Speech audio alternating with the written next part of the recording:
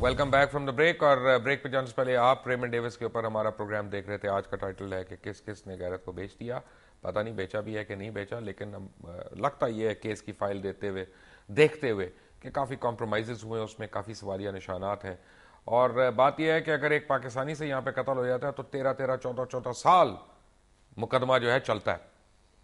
ये कैसा दोहरा कत्ल है जिसके ऐनी शाहिदीन भी हैं, जिसके सब कुछ हैं, और वो 13-14-15 दिन में वो कसास और दियत के तहत उसका फैसला हो गया। बाकी इतने केसेस सैकड़ों की तादाद में जो कसास और दियत के कानून के तहत अदालतों में इल्तवा में का शिकार हैं, उनका फैसला क्यों नहीं इतनी जल्दी हो जाता। जमात इस्लामी पाकिस्तान के रहनुमा और अमीर मुनव्वर हसन साहब हमारे साथ हैं लाइन पे। हज़रत अस्सलाम वालेकुम। जी वालेकुम अस्सलाम वरहमतुल्लाह।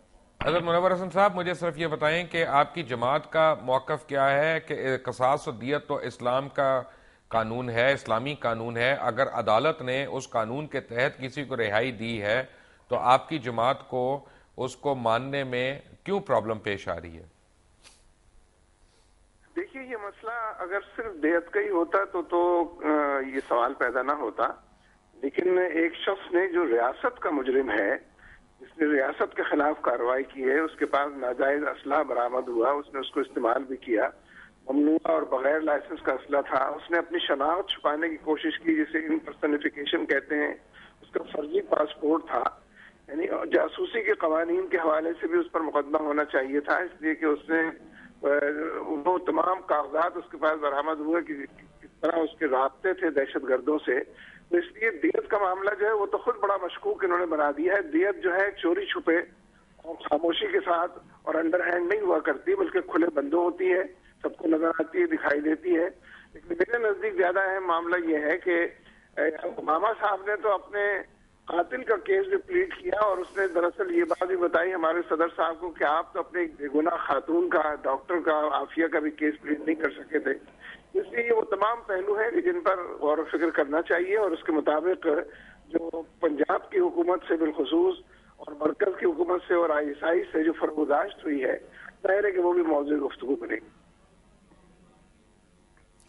तो मुनव्वर साहब, मुझे सिर्फ ये बता दें कि आप जमात इस्लामी भी, पाकिस्तान तहरीक इंसाफ भी, अवामी मुस्लिम लीग भी, और हो सकता है कोई और जमात भी आपके साथ एहतजाज में शामिल हो जाए, आप लोग मिल के करें या अपने अपने बैनर्स के अंडर करें, आप क्या समझते हैं इसका हल क्या होगा? देखिए, हल तो अगर तजवीज भी कर दिया जाए, हल तो था मौजूद, लेकिन अगर हुक्मरान गुलामी के बंधन से न निकल सके और गुलामान अमेरिका की जो अंजुमन है उसके हवाले से ही सारे काम करें, तो सिवाय इसके कि दबाव बढ़ाया जा सके, पब्लिक ओपिनियन मोबिलाइज की जा सके, और अगर जो गलत काम हो गया है उसके बारे में चार्जशीट की जा सके, यही किया जा सकेगा।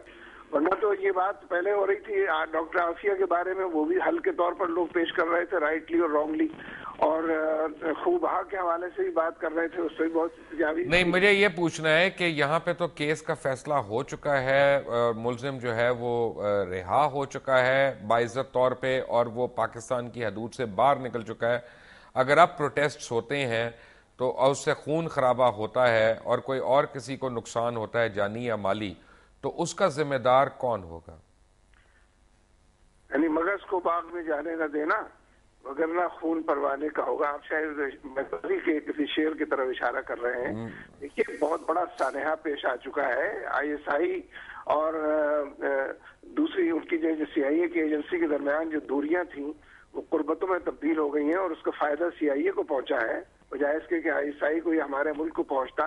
एक शख्स ने खुले बंदों वो सारी वारदात की है, मजमे के अंदर आकर की है। अगर हम उसको ठंडे पेटों बर्दाश्त कर लें और खामोशी के साथ पी जाए तो ठीक है, गुलामाना जहन तो इस काम के लिए आमादा हो जाएगा। लेकिन ये हमारी आज़ादी का मसला है, खुद मुख्तारी का मामला है, हमें अपने फैसले खुद करने हैं या अमेरिका को डिक्टेशन कबूल करनी है। तमाम इशू इसके अंदर ज़ेर बहस आते हैं। इसीलिए इस इशू के बारे में अक्सर लोग इस बात को लिखते रहे थे कि ये बहुत ही कांटे का मामला है। इसके फैसले के हवाले से पाकिस्तान की पोजीशन का तयन भी होगा और अमेरिका के साथ ताल्लुकात के बारे में भी गुफ्तगू होगी। एक शामी साहब, आपने सुना अमीर जमात इस्लामी की गुफ्तगू, क्या कहेंगे आप? देखिए, जज्बात तो मेरे भी वही हैं जो उनके हैं, लेकिन सवाल यह है कि उस वक्त एक तो उनकी इमदाद नहीं की गई, ہماری مذہبی جماعتوں پر لازم تھا، ان کے لیے پیسے اکٹھے کیے جاتے، ان کے ساتھ تعاون کیا جاتا ورثہ کے ساتھ. اور دوسری بات یہ کہ ابھی شمائلہ کی والدہ بیٹھی ہیں، ان کی کوئی امداد کی جائے. اور پھر یہ اگر جو مختلف قوانین کا اب ہم حوالہ دے رہے ہیں، ان کے حوالے سے ہمیں سپریم کورٹ میں جانا چاہیے تھا یا ہائی کورٹ میں جانا چاہیے تھا. اب تو وہ تو چلا گیا، اڑ گیا. اب ہم اس پہ احتجاج کر سکتے ہیں، ٹھیک ہے، اپنے جذبات جو ہے ان کو ٹھنڈا کر سکتے ہیں، اور اس کے علاوہ تو کوئی چارہ کار نہیں ہے ہمارے پاس. منور صاحب، آپ نے سنا مجیب الرحمان شامی صاحب کی بات؟ جی ہاں، مطلب یہ کہ بے اختیار لوگ اور با اختیار لوگوں کے کنڈکٹ میں ذمہ دار لوگ اور جو کسی بھی حوالے سے جواب دینا ہو، ان کے کنڈکٹ کے اندر تو فرق ہوتا ہے. تو ظاہر ہے کہ بات تو مقتدر لوگوں کے بارے میں، با اختیار لوگوں کے بارے میں ہونی چاہیے، جو پالیسیاں بھی بناتے ہیں اور جو بہت آسانی سے لوگوں کو فرار بھی کر دیتے ہیں. اگر یہ کام بھی ہم چھوڑ دیں گے یا اس معاملے میں بھی لیکوام ایٹیچیوڈ ہوگا تو میں نہیں سمجھتا کہ اس کا فائدہ قوم کو، ملک کو، مستقبل کو اور حالات کی بہتری کو ہوگا. منور صاحب شکریہ بہت بہت آپ کا. امیر جماعت اسلامی پاکستان منور حسن صاحب ہمارے ساتھ تھے.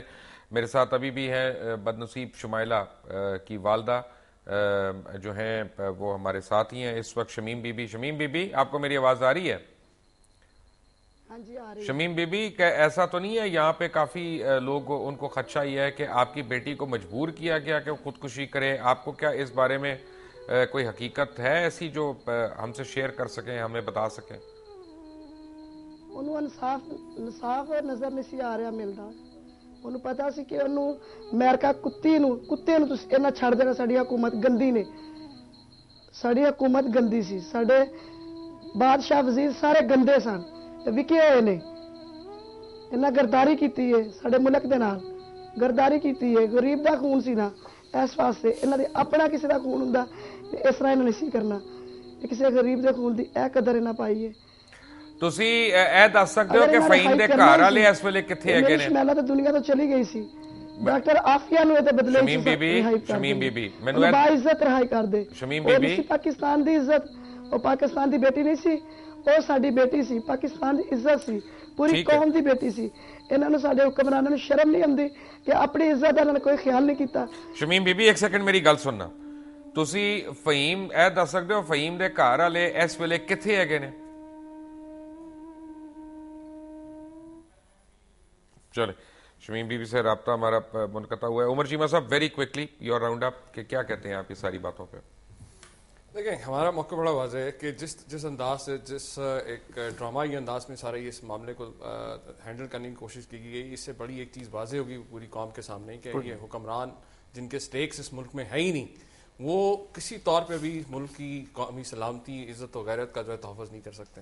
اس لیے پوری قوم کو یہ سوچنا ہے، اور خاص طور پہ نوجوان، کہ اگر انہیں سر اٹھا کے جینے ایک آزاد اور خود مختار ملک کے اندر، تو ہمیں ایٹ لیسٹ ان امریکی پٹھوں سے جان چھڑانی ہوگی، کیونکہ یہ کسی طور کے اوپر بھی نہ کوئی ریلیف دے سکے. 3 سال میں آپ کے سامنے مفاہمت کے نام کے اوپر جو منافقت، آپ مجھے بتایا خود، آپ ہی کے چینل پہ میں نے دیکھا کہ 45% جب جعلی ووٹوں سے اب جیتی، یہ جو جیت کے یہ جو ہیں پارلیمنٹ میں بیٹھے ہیں اپنے آپ کو عوامی نمائندہ کہتے ہیں. میں سمجھتا ہوں کہ ان کو تو شرم آنی. 44% ہے، 44% اتنا ہی. چیمہ صاحب 13 مارچ کو عمران خان نے امریکن ایمبیسڈر سے 1.5 گھنٹے کی طویل میٹنگ کی، لیکن اس میں اس کیس کو، اس ایشو کو ڈسکس نہیں کیا بقول ان کے. کیوں؟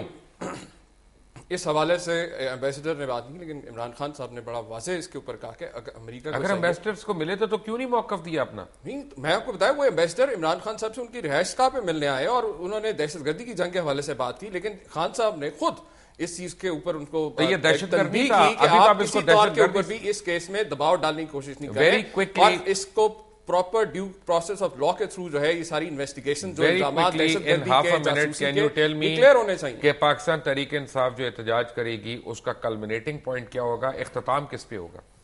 دیکھیں ہم پہلے ہی غریب اور کمزور طبقے کے لیے جدوجہد انصاف کے لیے ہم کر ہی رہے ہیں، اور اس کل جو اعلان جو ہوا ہے کہ کل پورے ملک کے اندر مظاہرہ ہو رہا ہے جس کو عمران خان صاحب خود اسلام آباد میں لیڈ کریں گے.